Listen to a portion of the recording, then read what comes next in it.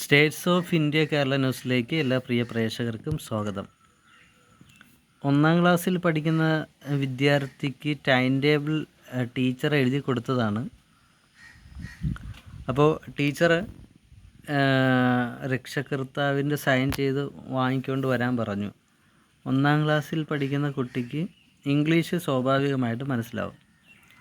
ഉദ്ഗ്രഗീതം എന്ന് പറയുന്നത് ഏത് ഭാഷയാണെന്ന് കുട്ടിക്ക് മനസ്സിലായില്ല, കുട്ടിയുടെ രക്ഷകർത്താക്കൾക്ക് മനസ്സിലായില്ല.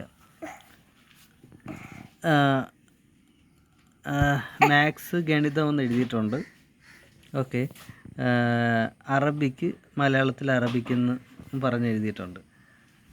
കുട്ടികൾക്ക് മനസ്സിലാവുന്ന രീതിയിൽ അല്ലേ പഠിപ്പിക്കേണ്ടത്? ഗവൺമെൻറ് സ്കൂളിൽ, പ്രൈവറ്റ് സ്കൂൾ പോലും അല്ല.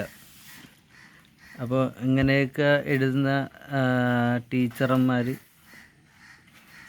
ഇത് കാണുന്ന രക്ഷകർത്താക്കൾ ഇതെന്താണെന്ന് അറിയാവുന്നവർ പ്ലീസ് കമൻറ്റ് ചെയ്യുക.